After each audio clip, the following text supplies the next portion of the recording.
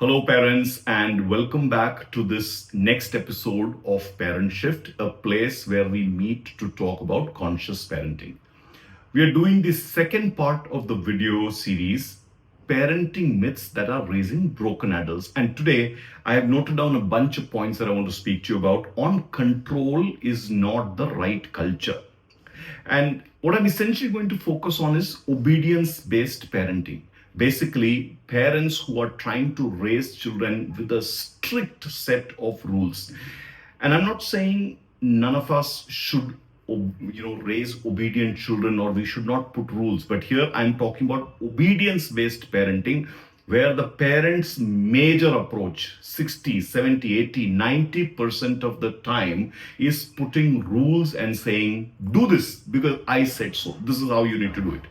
However, before I get into it, I want you to grab pen and paper and write a question for yourself and keep reflecting on this. The question for you is, are you parenting to be remembered or are you parenting to get obedience from your children? It's an important question. You must reflect on this.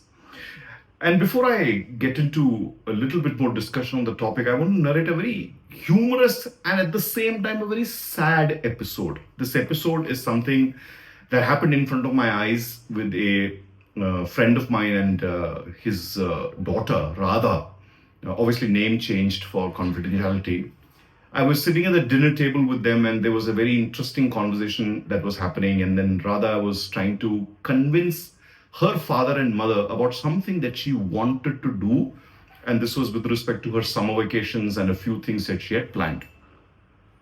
Radha, being a very intelligent 15-year-old, went logically point after point saying why she wanted to do this and why she wanted her parents to be convinced and do what it is. Now, the typical Indian parenting, the mother is trying to browbeat Radha and, making all sorts of faces.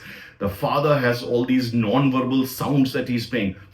For what? Why? And I was seeing this this conversation build up.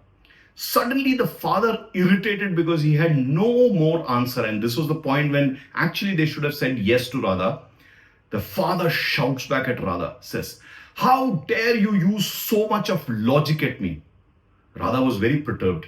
She looks back at her father and says, "Dad, you only told me not to cry or do drama, but use logic to talk to you." The father, shocked because now she's using his words, shoots back at her. "How dare you use my words against me? You're taking my tricks on me. Is this what I get to do? Is this what I get for parenting you?" Now he brings guilt also into the whole thing. It was a very sad state of affair. Anyway, we had a long conversation after that and the situation got resolved. I had to intervene, but the situation did get resolved. However, this is the sad state of parenting sometimes that we are in. On one hand, we are enforcing rules on our children all the time. And when they don't listen, you use anger, you use guilt, and so many other tactics. And if nothing works, you're grounded because I told you so. Why? And this is not the right way that we need to bring our children up.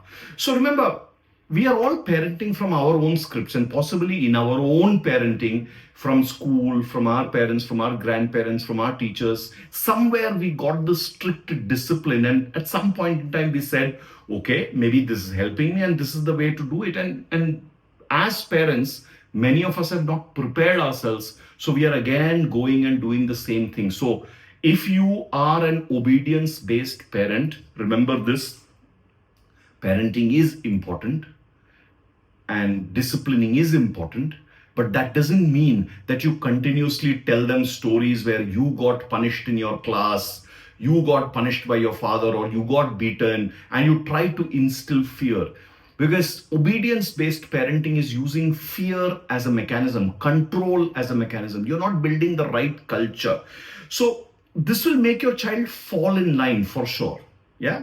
And your child will also possibly learn a few methods in life.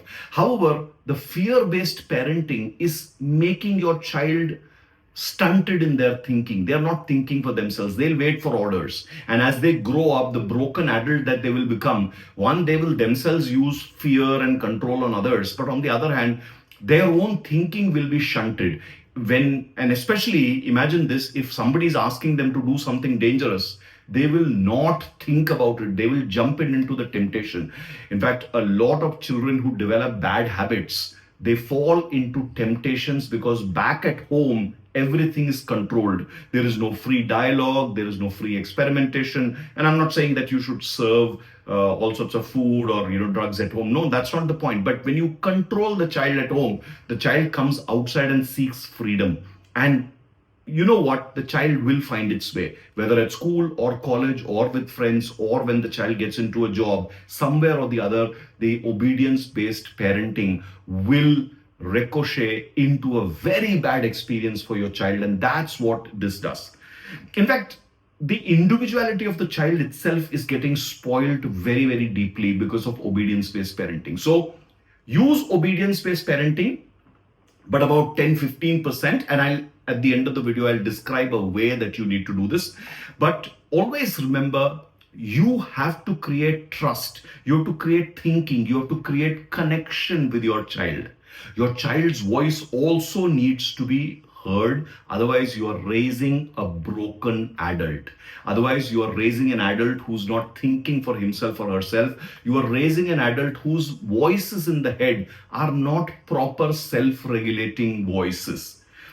And in that state, their connection with you is so poor that at the first instance of somebody offering them love, somebody offering them care, somebody offering them comfort, they will run away.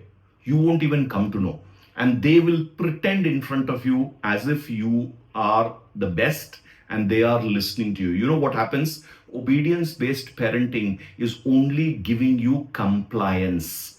It's only giving you a child who is listening to you in front of you. But when you are not there, which is going to be a lot of times, the child is not going to do what you expect the child to do. And there are two big myths that parents carry, obedience-based parents carry. Number one, that obedience is equal to respect. If I teach my child to be obedient, the child is going to respect me and respect others. However, this is not true. It's not going to happen. Like I said, obedience is going to create compliance, not respect. The child will say things in front of you just to avoid trouble, but deep down on the inside, the child is not listening to you. And the child is also, because of you, not respecting other adults. And I said it, and you heard it right.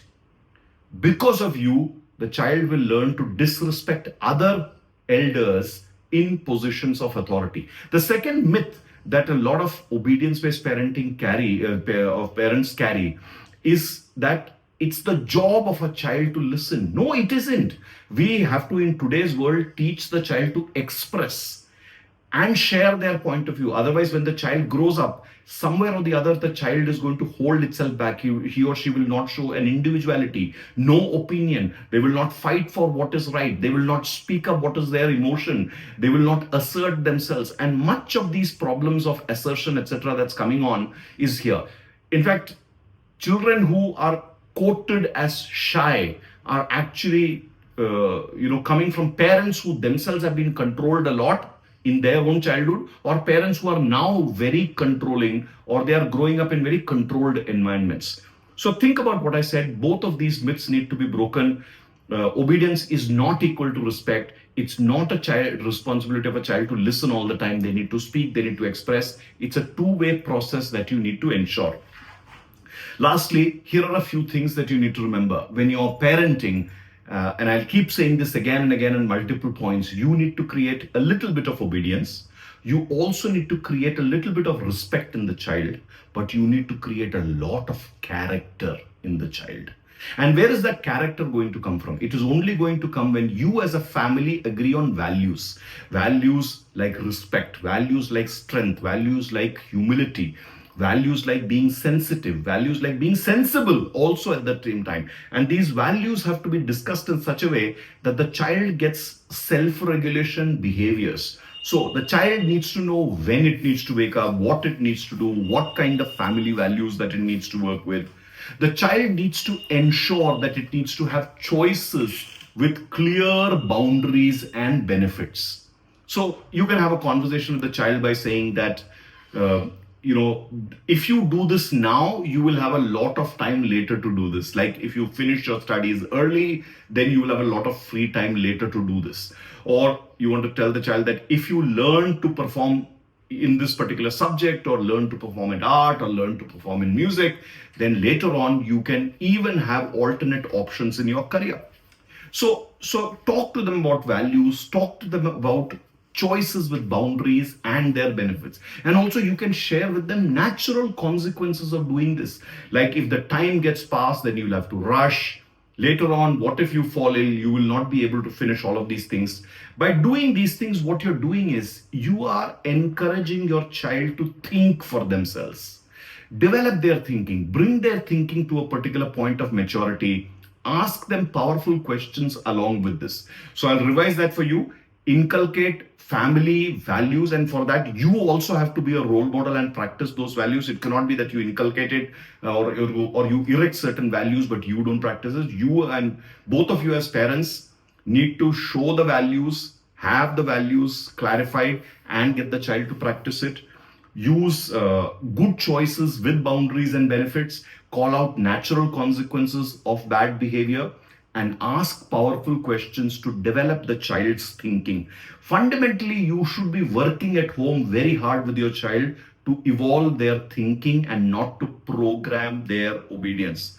Obedience is not the goal of parenting. Understanding and evolution of the child's thinking is the goal of parenting. Raise adults who have a lot of self regulation in them and a lot of creativity in them to solve the problems of life, and adults who work with logic and sensitivity in their life. Don't raise compliant, fear oriented, broken adults who will go out in the world and use fear as a tool. Control is not the culture you want to create.